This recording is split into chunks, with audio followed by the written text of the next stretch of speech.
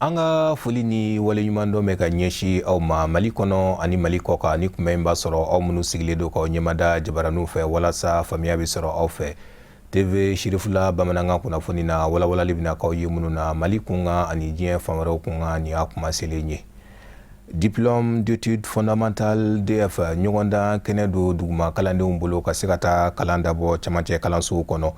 Ka bɛn ni ɲinan san 2019 o baaraw de nun donna an ka jamana kɔnɔ ka bɛn ni tɛnɛndonya ye juillet kalo tile 29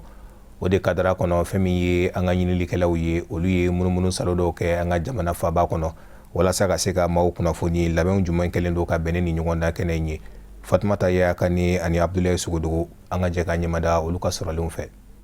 Gɛlɛya minnu ni o kun donna kalanko la san daminɛ wagatiw la a bɛ se k'a fɔ ko nɔgɔya donna o gɛlɛyaw fanbaw la o nɔgɔya ninnu daɲɛnamayara ni ɲɔgɔndanw ye minnu ni o bɛ tali kɛ san ɲɔgɔndanw na kɛrɛnkɛrɛnnenya na diplôme d'études fondamentales ni o ye DEF ye o daminɛ ni baaraw sigira sen kan ka bɛn bi ntɛnɛn ma san 2019 Mali jamana kɔnɔ yan ye Bamakɔ sigida fɔlɔ ye kɛrɛnkɛrɛnnenya na yen kalanso min bɛ ni o bɛ wele ko Espana Bangoni Janginɛbugu la DEF daminɛna hɛrɛ ani baden kɔnɔ ye kalandenw y'a yira k'a fɔ ko épreuve kunfɔlɔ kɛra nimisiwasaw ye ka da faamuyaliw sɔrɔli la a kan. An daminɛ rédaction la bon ne yɛrɛ kɔni ne sujet de resta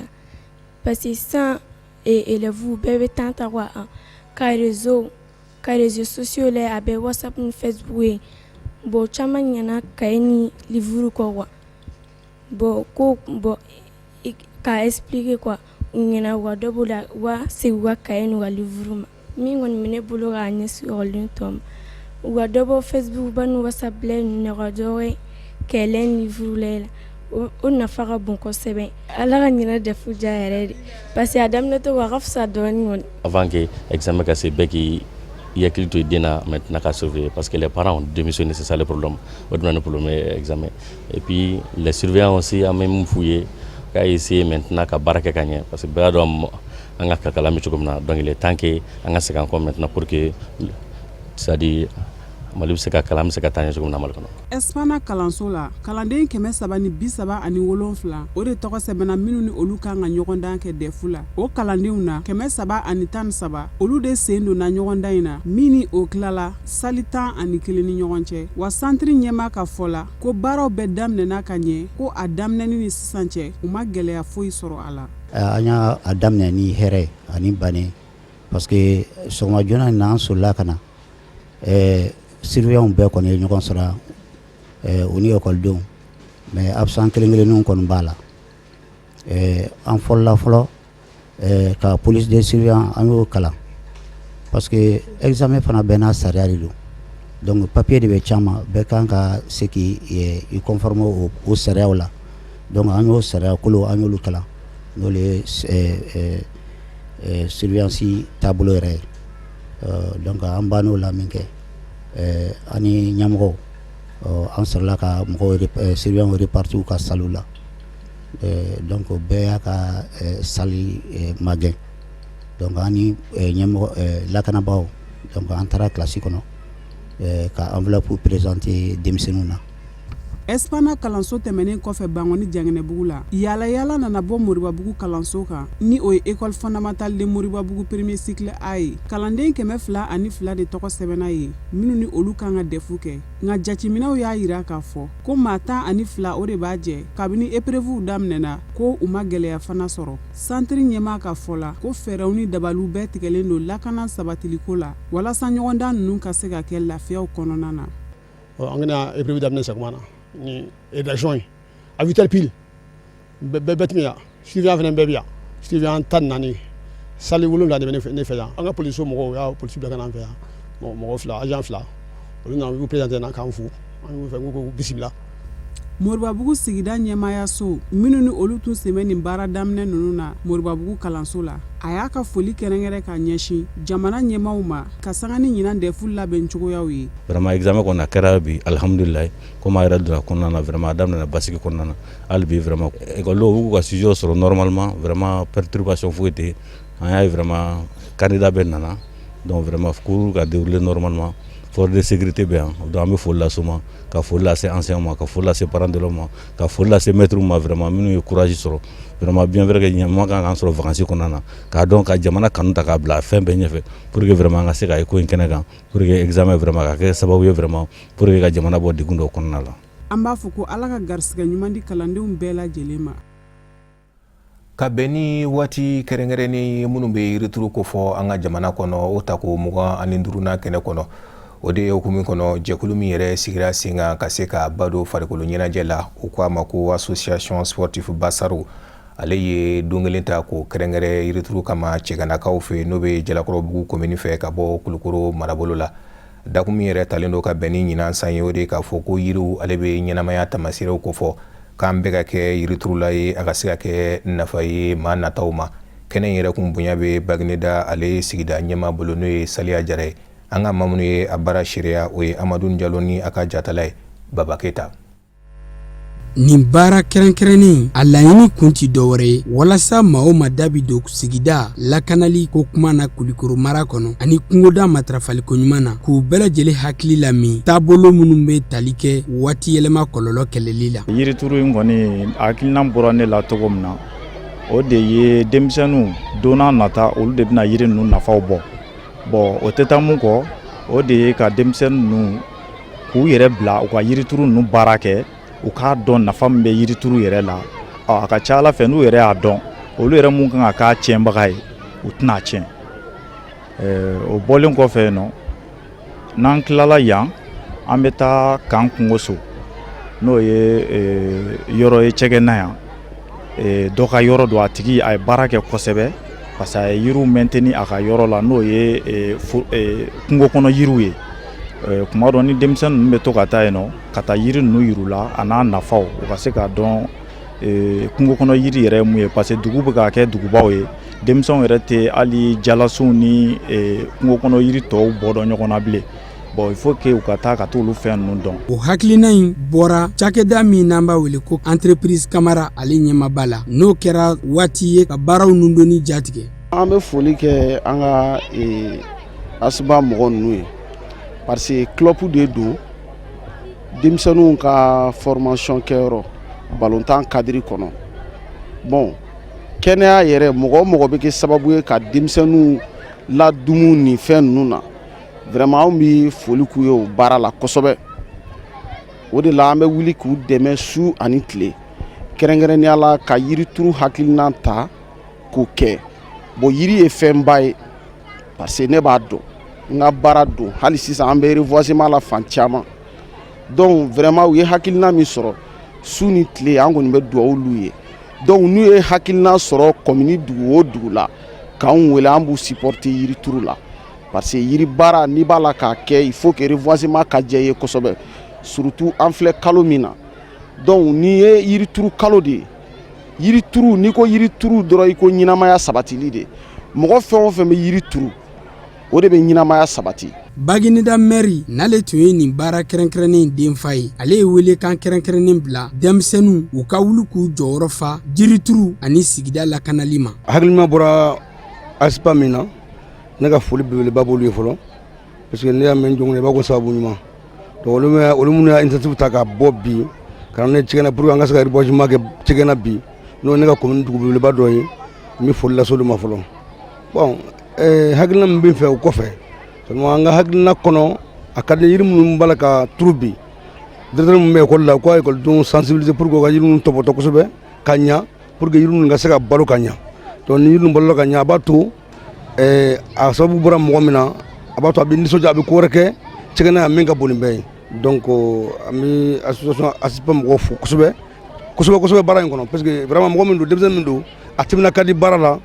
Bon vraiment an b'o tigilamɔgɔ de ka di anw ye baara kadira kɔnɔna na. U ka baara bolodalen hukumu kɔnɔna na denmisɛnnin jɛkulu min bɛ n'an b'a wele ko association sportive Basaro olu kɛlen bɛ ka sigikafɔw ladilikanw ni bilasiraliw k'olu caman boloda ka ɲɛsin sigidalamɔgɔw ma jango u bɛ se k'u hakili to u ka sigida lakanali la cogo min na ni ka fara ekɔlidenw minnu ka baaraw ɲɛsinnen bɛ sigida lakanali kalan ma visite de terrain olu kɛra ka nin baara kofɔlen ninnu bɛɛ lajɛlen kuncɛ.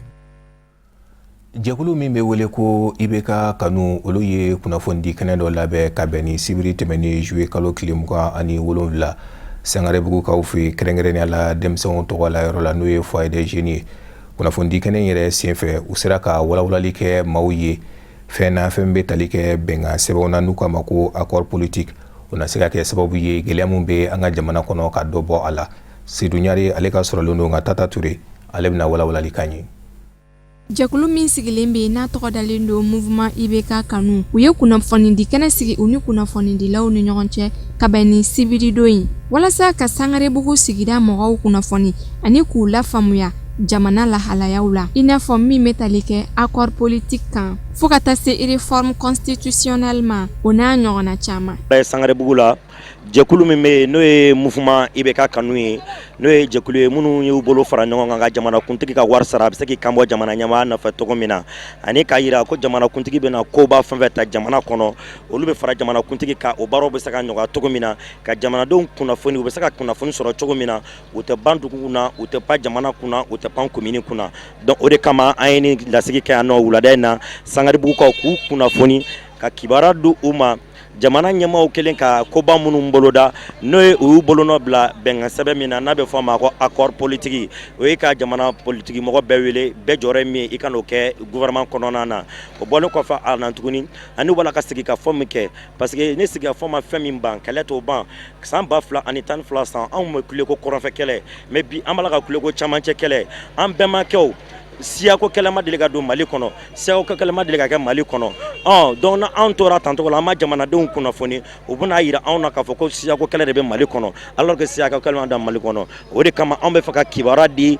Sangarebugu komini cɛ a n'a muso bɛɛ lajɛlen ma k'a yira k'a fɔ ko siyako kɛlɛ ma deli ka don Mali kɔnɔ ani nɔ maliden bɛɛ de ye kelen sariya yɛlɛmako kuma min fɔra ni a kuma faamu adamaden dɔw fɛ o ye diyagoya parce que ni fɛn ma walawala ka ɲa faamuyali tɛ sɔrɔ a la donc o sariya yɛlɛmako kuma n'o bɛ senna ani k'o kibaruya da mɔgɔw kan nafa min bɛ a la nafa min bɛ se a ma jamana na an ye kominiden bɛɛ wele ko o bakurubaya la k'o kunnafoni de di mɔgɔw ma u bɛ se ka faamuyali caman sɔrɔ o la. An bɛ aw ladɔnniya k'a fɔ nin kɛnɛ in bonyana ni mɔgɔ caman yeli ye nin bɛɛ lajɛlen y'a kanu ka welewele kan kɛ ka ɲɛsin Mali jamanadenw ma u bɛɛ lajɛlen ka tugu jamana kɔ a ka hakilinaw baarali la yaasa hali bi Mali jamana bɛn a n'a basigi bɛ se ka sabati. Bon, ne ye denmisɛnninw dɛmɛ parce que vraiment jeunesse je vois que jeunesse sɛgɛnlen don il y a beaucoup de chômeurs Sangarebugu baara t'u bolo u sɛgɛnlen don or u bɛ ka lutter parce que IBK y'a promis an ye ko ale ka nin mandat a y'a dédié denmisɛnninw de ye n'a y'a dédié denmisɛnninw ye ni denmisɛnninw ye sira ta mun b'a yira a to a ka se k'u ye a k'u dɛmɛ ne fana b'u dɛmɛ o sira kan ni mun se bɛ n ye n b'a kɛ parce que ne fana ye mère de famille ye i tɛ du si yala Sangarebugu la ni ma chômeur sɔrɔ yen i tɛ du si yala Sangarebugu la ni gɛlɛya tɛ du minnu kɔnɔ donc or tant que jamana ma ɲɛmajɔ gɛlɛya ninnu tɛ ban o de kama an bɛ Ala deli gɛlɛya ninnu a k'a kɔfilɛ denmisɛnninw na comme il a promis a k'a kɔfilɛ a k'u dɛmɛ dɔ bɛ se ka bɔ an ka gɛlɛyaw la cogo min na Sangarebugu yɛrɛ problème ka ca quartier mun don bɛɛ b'a dɔn.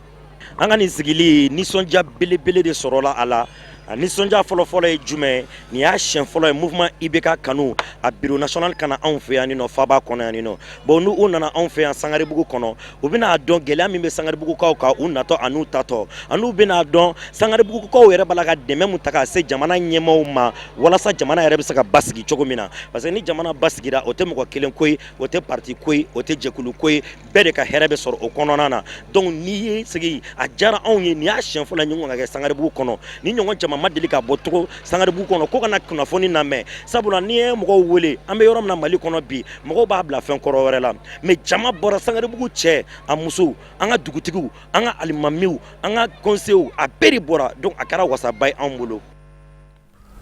Fanga ni jɛkulu ADP Maliba ale ka bolofara mun bɛ kɛrɛnkɛrɛnnenya la banabakaw fɛ olu ye u ka rentrée politique baaraw nun don ka bɛn ni sibiri tɛmɛnen juillet kalo 27 baaraba don baara min bɛ n'u y'a sɔrɔ u y'a ni retour bolo da ɲɔgɔn fɛ wa baara yɛrɛ senfɛ fɛn min ye maa caman ye olu nana fara fanga ni jɛkulu in kan kɛrɛnkɛrɛnnenya la honorable Nfa Sɛnpara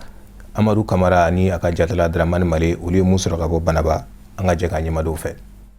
Ni lajɛrɛ min filɛ nin ye ni a bi don ADP Maliba a ka bolofara min bɛ Banaba cercle kɔnɔ olu ka baaraw nun don hukumu kɔnɔna na n'an b'a wele ko rentrée politique a kɛra kulonba ye baw tɔndenw ka fara parti ɲɛmaaya so kan u bɛɛ lajɛlen farala ɲɔgɔn kan bonya ani karama kɔnɔna na banabakaw fɛ yen nɔ. ye ADP Maliba ka rentrée politique banama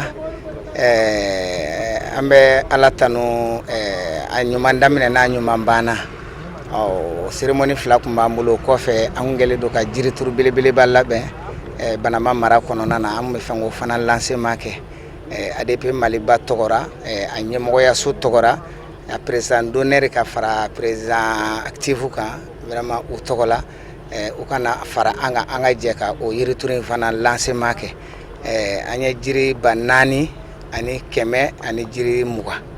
maa kura minnu nana fara fangani jɛkulu ADP Maliba kan Banaba cercle kɔnɔ n'a bɛ taa maa 41 na ni muso 8 b'a la maa min kumana u bɛɛ lajɛlen to a la n'o y'u ka babu sentigi ye ale ye foli ni bonyamasegin kɛ ka ɲɛsin ADP Maliba ɲɛmayaso ma ni ka sɔrɔ ka ka nisɔndiya yira u nalen fara ADP Maliba kan yaasa u ka laɲini bɛ se ka sabati cogo min na. Ne nisɔndiyalen don kosɛbɛ parce que an ka jɛkulu mɔgɔ 41 a bɛ élu ye donc olu de bɔra u ka parti la an kɛra kulu kelen ka don ADP Maliba la ka sababu kɛ Mali bɛ taabolo min na sisan donc a kɛlen don ka bɛɛ jɔrɔ donc bɛɛ haminanko de ye Mali ka taa ɲɛ donc o de y'an nati nin parti ba in na. Fangani jɛkulu ADP Maliba musolakaw ka ɲɛma ale ka kɔrɔfɔw senfɛ a ye foli ni barikada kɛ musolakaw ye bawo a ka fɔ la musow de jɔyɔrɔ ka bon kosɛbɛ parti kɔnɔna na ni ka sɔrɔ ka wele kɛrɛnkɛrɛnnen bila u ma u ka cɛsiri jala minɛn ta ka kɔn san 2023 waati ɲɛ ni jamana kuntigi kalafili kan ka ko la. An kunbɛnna cogo min na banabakaw y'a yira na k'a fɔ k'u pɛrɛlen don ADP ko la k'u bɛ ADP ko la u bɛ sa ADP ko la donc o b'an fana rassurer parce que an b'a dɔn ko 2023 a bɛ kɛ tako kelen min ye ne nisɔndiya jama min bɔra a ma kɛ jama fu ye a kɛra jama min bɛ ADP kanu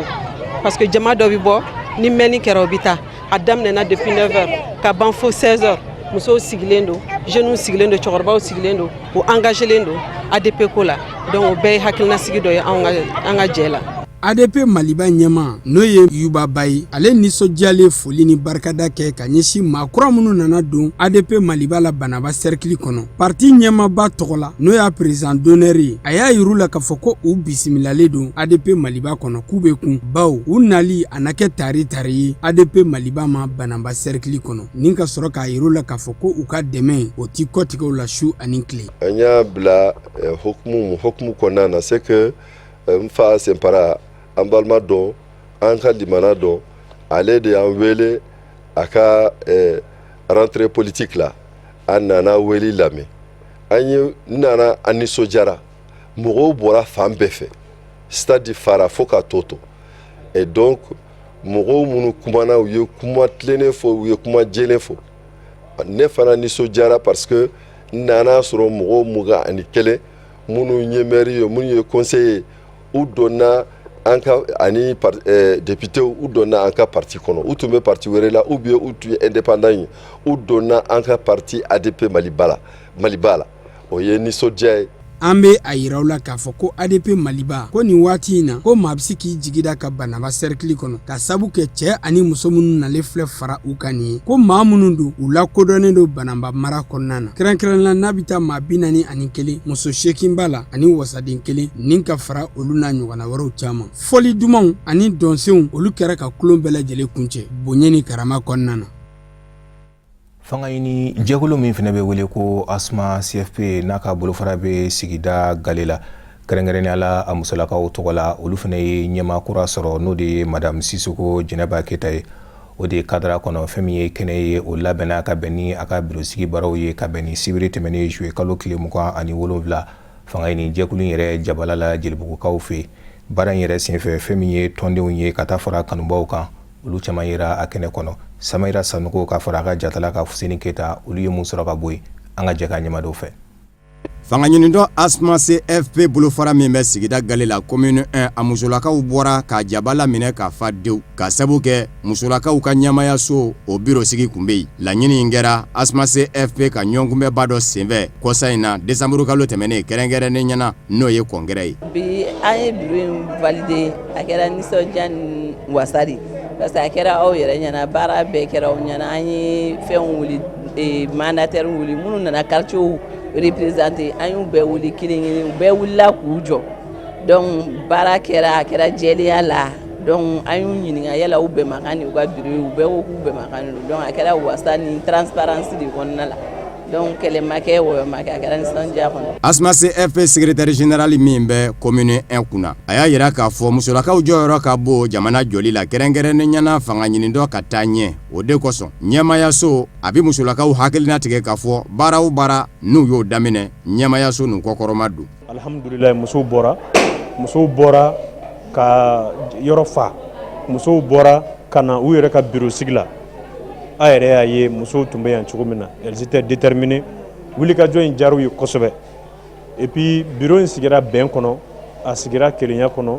musow y'u tɛgɛ di ɲɔgɔn ma ka bɛn min kan u bɛɛ ye o valide vraiment o diyara an ye kosɛbɛ an bɛ musow fo o baara in na ka u dɛmɛ ka hakilina ɲumanw d'u ma ka sira ɲumanw bila u kɔrɔ ka u bila sira ɲuman kan ni u ka fɛn minnu bɛ yen an se ye fɛn fɛn ye section b'o k'u ye k'u dɛmɛ u ka baara la ani u ka activité fɛn fɛn bɛ yen an se ye dɛmɛ min an b'a k'u ye k'u bilasira pour que baara in bɛ se ka ɲɛ u bolo cogo min na parce que an bɛ yɔrɔ min na komi bi ni muso tɛ parti tɛ se ka député sɔrɔ ni muso tɛ parti tɛ maire sɔrɔ ni muso yɛrɛ tɛ président yɛrɛ tɛ se ka sɔrɔ ni u bɔra bi k'u ka bureau sigi o diyara an ye kosɛbɛ an ka dɛmɛ b'u ye su ani tile n'u ye wulikajɔ fɛn fɛn daminɛ ni ala sɔnna an ka dɛmɛ b'u ye. musolakaw ka ɲɛmaakura nisɔndiyalen ka sabu kɛ danaya min dara ka a toɲɔgɔnw fɛ a y'u fo k'u wale ɲuman dɔn ka laban ka ɲini u fɛ u ka jɛ k'u tɛgɛ di ɲɔgɔn ma baaraw minnu kan ka se ka kɛ u ka jɛ k'a kɛ ka se a da la. bon nisɔndiyalen don n t'a dɔn n bɛ mun yɛrɛ fɔ bon nin tɛ mandat fɔlɔ nin ye mandat filanan de ye et puis n bɛ mun ɲini n yɛrɛ fɛ n bɛ mun fɔ n yɛrɛ fɔlɔ n ka dɔ fara n ka cɛsiri kan hali bi ka dɔ fara musow ka bɛnɲɔgɔnya kan hali bi ka ni musow cɛ bɛn sabati ka dɔ musow yɛrɛ dama fɛnɛ bɛ mun deli ala fɛ musow yɛrɛ dama fɛnɛ ka bɛn pour que ka baara in kɛcogo ɲuman nɔgɔya an bɛɛ lajɛlen hali bi parce que commune 1 na Asma kɔnɔ yan nɔ muso cɛsirilenw de b'an cɛ la minnu ni Asma wulila su u bɛ wuli ni Asma wulila tile u bɛ wuli ne kɔni bɛ foli de kɛ musow ye hali bi u ka cɛsiri kɔnɔna na hali bi ala ka ni parti in taaɲɛ yan hali bi ala ka ni parti in sankɔrɔta. hakili jiginna musolakaw ka bureau Asma CFP fanga ɲini dɔ kɔnɔ sigida gale la commune 1 a ɲɛmaya bɛ madame Sisoko Jɛnɛba Keyita de bolo bureau kɔnɔ maa bɛ t'i jɔ 45 la commission fila maa 10 minnu kɔnɔ san 5 de kalifalen don u la. o de fɛnɛ bɛ an sɛnsɛn ka se diɲɛ fan wɛrɛ kunnafoniw ma karamɔgɔ Musa Fɔnba ale bɛna bi ta walawalali ka ɲɛ.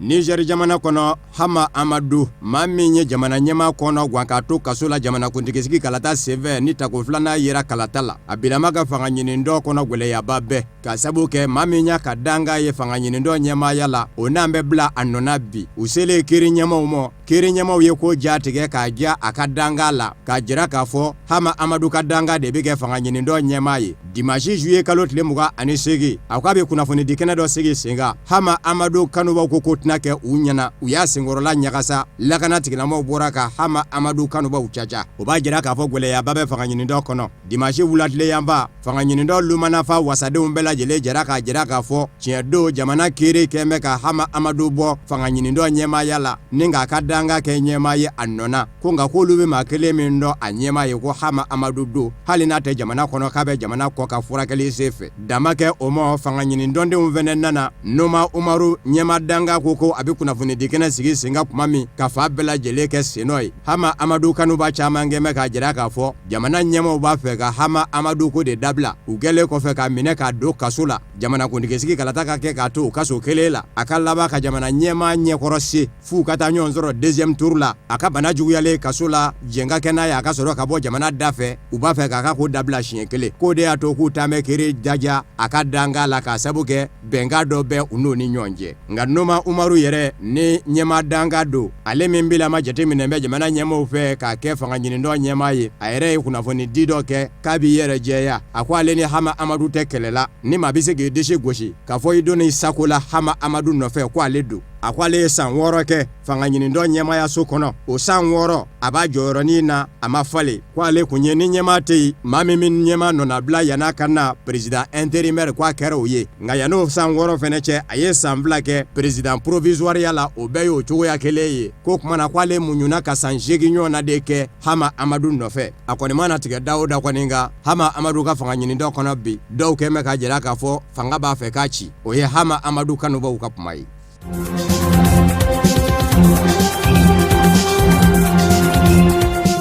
Algérikaw fe juillet kalo tile 25 alamusa jamana ɲɛmaw ye maafa muɲani 6 minnu wele k'olu kɛ surnani do kolokoloba ye jamanadenw yɛrɛdama ni ɲɔgɔn cɛ jango wulikajɔba min bɛ sina Algérie jamana kɔnɔ a bɛ se ka dansira la ka jamana segi a cogoya la basigi kɔnɔ u y'a lajɛ ka sigi ka fɔ n'u don maa wɔɔrɔw y'a yira k'a fɔ denmisɛnnin kelen farala u ka o bɛ kɛ bolokɔnɔ denmisɛnninw nɔna bila ye jɛkulu kɔnɔ ka sigi ka fɔ n'u don jamanadenw ni ɲɔgɔn cɛ u y'a yira fana k'a fɔ maa 20 ani maa 6 fana bɛ yen minnu mina fara olu ka o maa 20 ani 6 ninnu maaw de don minnu ye tɔgɔtigibaw ye dɔw ye yɛrɛma hɔrɔnya kɛlɛ kɛ Algérie ni Faransi ni ɲɔgɔn cɛ dɔw kɛra ministriw ye dɔw yɛrɛ ye lapasajɛkulu ɲɛmaa kɔrɔw ye wali kelen kɛnɛya tigilamaabaw surasi ɲɛmaa kɔrɔw ani kunnafonidila kɔrɔw adamadenya hakɛ lapasajɛkulu maa ɲɛmaa kɔrɔw ani diinɛ ɲɛmaa kɔrɔw olu de faralen don ɲɔgɔn kan ka maa kɛ maa 20 ani maa 3 ye u ka laɲini ye don nataw la ka sigi ka fɔ boloda forobatɔ ɲɛmaw k'olu bisimila ka fanga ɲinindɔw bisimila denmisɛnnin ni maa kɔrɔ yɔrɔja ani yɔrɔ surun k'a daminɛ togoda fɔ duguba min bɛ min fɛ bɛɛ ka n'i ta jira u bɛ sɔrɔ k'o fara ɲɔgɔn kan k'o mɔ k'o lase jamana ɲɛmaw ma kɛrɛnkɛrɛnni ɲɛna furanjɔrɔ fanga ɲɛma ni o ye Abdelkader Ben Salah ye ani surasiya ɲɛmaaba o tumana don nataw la o de bɛ don ba la jamana ɲɛmaw fɛ min bɛ se ka to Algérie jamana bɛ basigi.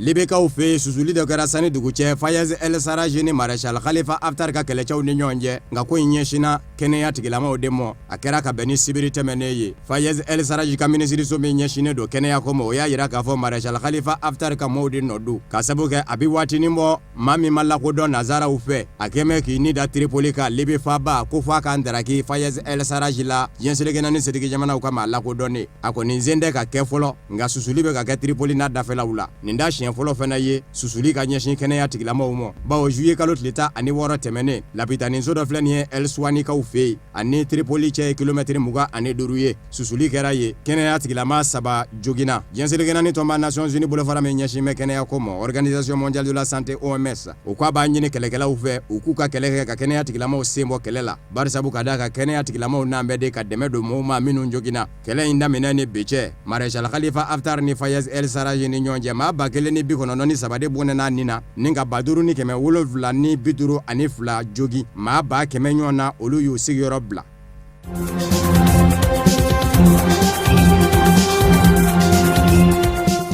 Nigeria sanfɛ kiri bulonba ye a jira jamana ɲɛmaw la k'a fɔ siya jɛkulu min bɛ Nigeria kaw fɛ n'a ɲɛmaya bɛ Sheikh Ibrahima El Zakzafi bolo o min minɛ bɛ ka datugu kaso la kabini san 2015 ko siya jɛkuluba in tɛ lakodɔn bilen diinɛ jɛkulu ye Nigeria jamana kɔnɔ ntɛnɛn juillet kalo tile 29 kɔrɔfɔ in mɛnnen a ye maa caman dɔrɔ kɛrɛnkɛrɛnnen ɲɛna siyaw n'u kanubaw Sheikh Ibrahima El Zakzafi ni ale ye siya jɛkulu ɲɛmaaba ye a kan ka bɔ ka jɔ kiri ɲɛma ɲɛkɔrɔ kokura ka bɛn ni ntɛnɛn juillet kalo tile 29 in ye kabina minɛ don fɔ bi a kanubaw bɛ wuli ka jɔ la ko fɔ a ka bila de Femi Falama ni ale ye maafa muɲanenba ye ale y'a yira k'a fɔ sanfɛ kiribulonba ni o ye hodokuru ye a ye nin hakilina min da nin ye ko a ye sariya sɔsɔ ka sabu kɛ jamana sariya sunba kɔnɔ a jira an bɛ k'a fɔ bɛɛ bɛ se k'i ka bato kɛ k'a sɔrɔ i ma jɔrɔ sariya kɛmɛ k'o daga ko nka nin na ɲɔgɔnna hakilina ma na to ka ta jamana fɛ bɛɛ o ye jamana sariya sunba sɔsɔlen ye dɔw y'a yira k'a fɔ kɛ bɛ siya mɔgɔw de nɔfɛ kɛrɛnkɛrɛnnen ɲɛna sunamɔgɔw minnu bɛ fanga na Nigeria jamana kɔnɔ n'u bɛ jɔyɔrɔbaw la olu ɲɛ tɛnɛ kɛ bɛ siya diinɛ taabolo ye k'u b'a fɛ ka Nigeria siya ko dabila Joseph Oteya ni ale fana ye hadamadenya hakɛ lapasajɛkulu ye ale y'a yira k'a fɔ kabini Sheikh Ibrahim El Zakzafi ka kiiri daminɛna siya jɛkulu ɲɛmaaba ko lapasaba ma se ka sɔrɔ a la kiiribulon kɔnɔ k'o ye kiiri fankelenma ye kɔrɔfɔ cayalen Nigeria jamana ɲɛmaaw nana jira k'a fɔ nin sariya min dalen filɛ nin ye k'a jira k'a fɔ siya jɛkulu tɛ lakodɔn bilen diinɛ jɛkulu ye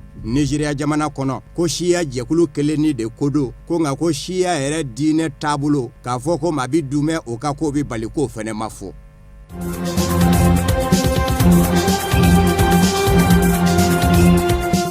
o Nigeria jamana kelen kɔnɔ Boko Haram ka cɛnni kɛra sababu ye sibiri tɛmɛnen ka maa 20 ani maa 7 bɔnɛ a nin na a kɛra duguni dɔ la jamana gaɲagaɲaba fɛ ka dege a kɔrɔyanba kan dɔ de ni sendigɛ taara se dugumaw ma donsow talen kɛrɛfɛ dugu la u taara sɔrɔ maaw kɔni ndalen don maa 20 ani 3 su Boko Haram ka wulikajɔ ka ca nin yɔrɔ in na septembre kalo tɛmɛnen u ye maa 8 bɔnɛ a nin na ni ka misi caman juin Ngazayi mara la alamusa tɛmɛnen fana Maiduguri dafɛlaw la u ye ŋwara da surasiw daga yɔrɔ dɔ la ni ka maa 2 fa ka balow suɲɛ Boko Haram ka cɛnni kɛra sababu ye ka maa 27 ɲɔgɔn na de bɔnɛ a nin na ni ka maa 2 kɛ ka sigiyɔrɔ bila san dan kɔnɔ 2009-2019.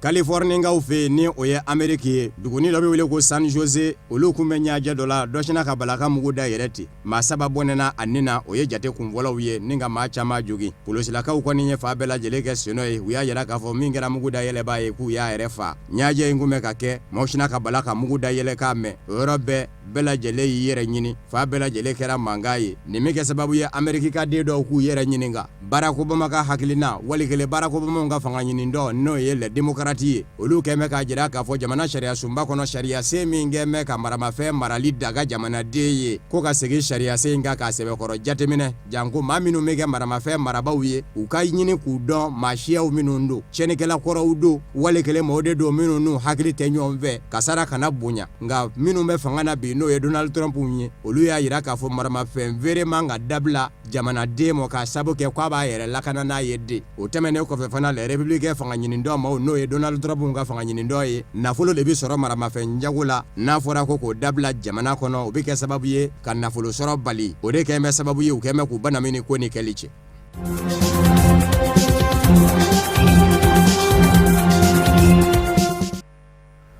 Bamanankan kunnafoni bɛ kuncɛni farikolo ɲɛnajɛ kɛrɛnkɛrɛnnenya la bolola dolanci afro kani neni bɛ kɛ a tako gale ale baaraw bɛɛ lajɛlen kuncɛra an ka jamana kɔnɔ ka bɛn ni sibiri tɛmɛnen juillet kalo tile 27 fɛn min ye République démocratique du Congo ye ale ye sebaya sɔrɔ Kenyakaw ka 82 ani 61 Yusufu Kulibali ni Baba Keta an ka ɲɛmada olu ka sɔrɔlenw fɛ.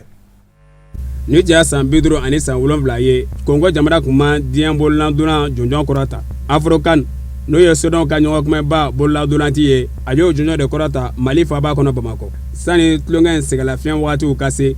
Kongo jamana ye kɛnɛ minɛ 29 o ye Kongo jamana ta ye kɛnɛya jamana ta ye 18 ye wa maa min kɛla o sababu ye o ye Eric Ruben Muturo a ye kuru saba min fili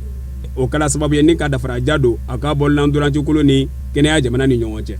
wuliko filanan na RDC Kongo jamana bɛna wulikajɔw boloda halisa kɛnɛya jamana b'a lajɛ k'a b'o nɔbɔ nga dafara min b'o ni ɲɔgɔn cɛ o tɛna se ka o danfaraw jɔsi ka bɔ yen o bɛ kɛ sababu ye wuliko sabanan bɛ kun cɛ 65 ka taa RDC Kongo jamana kanu na 47 ka taa kɛnɛya jamana ka ɲɛkumu kan wuliko naaninan ani wuliko laban Kongo jamanaden minnu tun ye wulikajɔ kɛ kabini tulonkɛ in laban na o bɛna tulonkɛ in bɛɛ lajɛlen kun fɔri nisɔndiya bɛɛ lajɛlen kɔnɔna na zabu RDC Kongo jamana ye dolan filiko 64 kɛ kɛnɛya ta ye 72 ye wa tɛgɛja fɛnɛ na Kongo jamana tilala ka kɛnɛya jamana dan kɛmɛsigida 51 o ye Kongo jamana ta ye kɛnɛya jamana ta ye 29 ye wa o fiɲɛw nana don jaabiko la o min kɛra sababu ye RDC Kongo jamana ye kɛnɛja minɛ kɛnɛya jamana ɲɛ 82 ka taa RDC Kongo jamana kanu na 61 ni ka taa kɛnɛyakaw ka ɲɛkumu kan wa tulonkɛ bɛ bila o fɛnɛ de kan labɛnko siraw fɛ Mali jamanadenw y'a yira k'a fɔ ko nisɔndiyala kosɛbɛ ni wulikajɔ kɛcogow ye. Nisɔndiya min kɔni o ye nisɔndiyaba ye parce que organisation k'a daminɛ k'a ban incident ma ye o ye welewele o ye tare o ye an nisɔndiya parce que tile 10 baara a ma nɔgɔn tile 10 ka jamana 12 reçoit jamana kelen o kelen a bɛɛ bɛ taa mɔgɔ 21 na donc k'u jatigiya k'u bisimila ka mɔgɔ bila u kɔ u natɔ fo k'u segin fɛn ka n'u sɔrɔ donc o de tun y'an ka objectif ba yɛrɛ donc an y'o baara sɔrɔ an bɛ foli kɛ Mali an ka autorité politique an ka ministre n'o ye monsieur Touré donc ale ka wale ɲuman n'a ka hakilina ɲumanw ka nin baara ninnu kɛ an b'a fo parce que ale de ka kɛnɛ don an b'ale de ka baara la donc an content don donc édition fɔlɔ n'o ye CHAN ye a ka kɛ Mali la o ye kunnawoloba de donc an bɛɛ content don donc an bɛ FIBA mɔgɔw fo ka nin hakilina ɲuman in k'a fɔ ko Mali k'a ta vraiment on est content. Seba in fɛnɛ kɔnɔ Kongo jamanaden Maxi Munanga Shaba ale de tala ni ka kɛ maa tɛgɛ duman ye a ye fɔ min ma ko meilleur marqueur ni Sodɔn ka tulonkɛ kɛnɛ kana na koro mun a yɔrɔ dɔn ka panciraki ka donna ta n'a kama ko rebond a y'o ta ko 14 kɛ wa a kɛla kɔfɛ maa ɲuman ye min ɲɛna ni bɛɛ lajɛlen ye u b'a fɔ min ma ko meilleur meneur ani kulon yɛrɛ kɛnɛ sanfɛla ɲɔgɔnba meilleur joueur basket ko la n'o kama ko MVP ka kɛ ni Afrocan tɛgɛla dolan san 2019 baaraw ye. O fana de bɛ dansigi bi bamanankan kunnafoni sɔrɔliw na mun labɛnna kunnafonidiso ɲɛmaaya su fɛ ka kɛ ni nin kuma in ye aw k'an bɛɛ laseli wɛrɛ.